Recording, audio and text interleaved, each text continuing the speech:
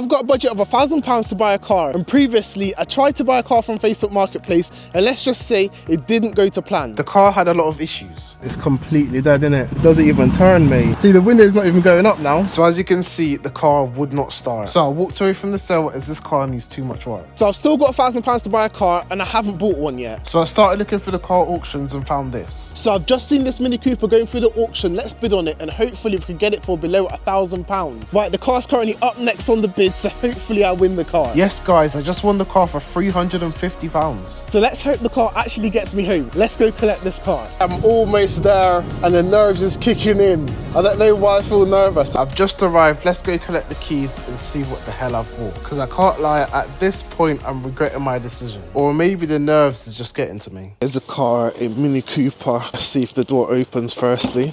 On first impressions, it doesn't look too bad. The interior is really clean. Let's check the fluids before I start the car though. And this is when I ran into the first issue. I couldn't open the bonnet. How do you even open the bonnet on Minis? Have you got to do it 2 times, like on the BMWs? So I pulled the bonnet latch a second time to see if this would work. All right, let's see. No, how the hell do you think this be? After messing about for a few minutes, I finally figured it out. First thing is, there's literally no coolant in the car. That is not good. There's no coolant in there. Is there any gunk on the oil cap? No, there isn't any gunk on the oil cap. Is there any gunk on the dipstick? No, there isn't any gunk on the dipstick, but there is no coolant in the coolant reservoir. So I might have to ask for some water or something, but let's start it up, see how it starts first. And the moment of truth, I can't lie, my nerves are high right now. I'm just hoping the engine sounds okay when the car starts. Right, it don't sound too bad. Don't sound bad at all. Sounds like it's got a bit of an exhaust on it as well. Listen to that. It must have an exhaust on it or something. Yeah, it does. A John Cooper Works exhaust on it. I'm actually looking forward to this one. Before I get too excited, I need to top up the coolant so I could get home. And while topping up the coolant, I realised something. This coolant bottle isn't a pressurised bottle. That must be the coolant overflow tank that I just filled up then. It must be. So is this the coolant overflow tank as it's not pressurised? But now it's topped up some water to get home. Let's see how the car actually drives. It's the first drive in a £350 Mini. Does it need petrol? I don't even know where the petrol gauge is. Okay, it's got petrol in it. No, this is so funny. Oh my God. It's actually so funny driving a Mini. But before we get to go on a drive, we need to check out. There you go. Okay, that's good to do. Can I get the tracker, please, buddy? Is it this? You pull the visor towards you. Yeah, no problem. Good, mate. Thanks, man. All right, let's go. All right, no clutch slipping. Clutch is all good. Not bad at all. Car drives spot on. I think the bonnet's open though. I haven't closed the bonnet properly. Does it go in all gears? Yeah, the car goes into all gears. Lovely. Alright guys, I'm not gonna lie, I kinda like it, you know, and it drives solid.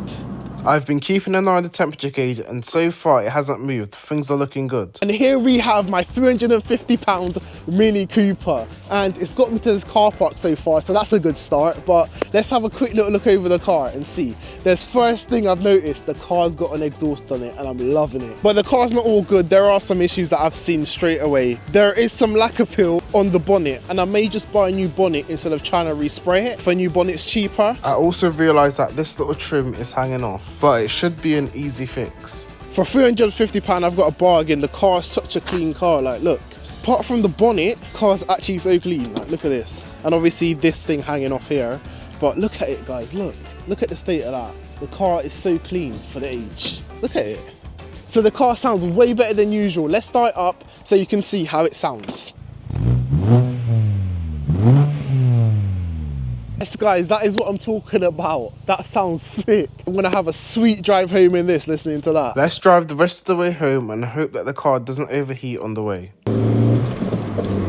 They're not bad. Obviously, it's not the fastest thing in the world, is it? But it's all right. Let's see what this car's got.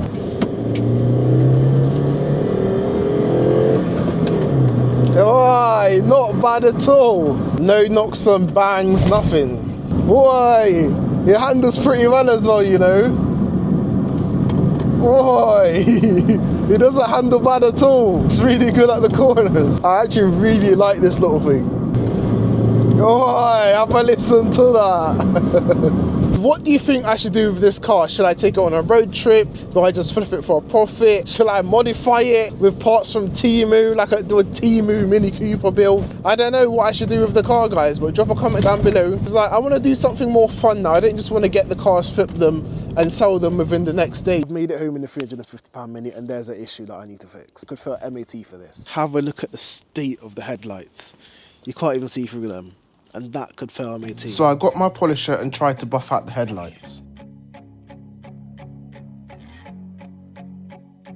And then I wipe away the polish residue to see if it's actually made a difference. This is before and this is after. What a transformation that is. Let's do this headlight and that is the first issue fix with the car. Now let's polish the driver's side headlight.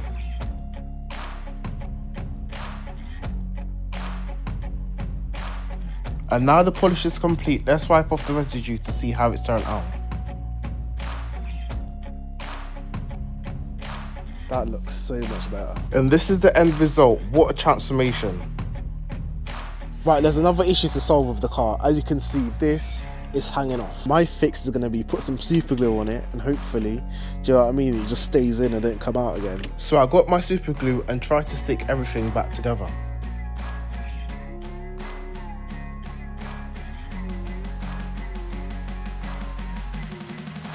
But for some reason it just wouldn't stick. So I applied some more super glue in hopes that this will work. I even tried the blowing technique to get the super glue to dry fast, but that still did nothing. It just wouldn't stick no matter what I tried. So then I tried adding some more super glue, as maybe I didn't put enough on for it to stick properly. So I've come to the realization that it's just not gonna stick. It's kind of fixed, it's not coming off now, but if it comes off again, I'll just get replacement clips. I'll look how much the clips are and probably just gonna do that because I don't really want to just stick it on with super glue. I mean, it's doing the job for now, but you don't know how long that's gonna last, innit? So, yeah. So I've just done some digging around and the car's got 7 owners. That's quite a lot, I'm not gonna lie, but it's a 2006 Mini Cooper. Service history. It's got near enough full service history, literally. Pages upon pages of service, and it was last serviced at 90,000 miles, as you can see.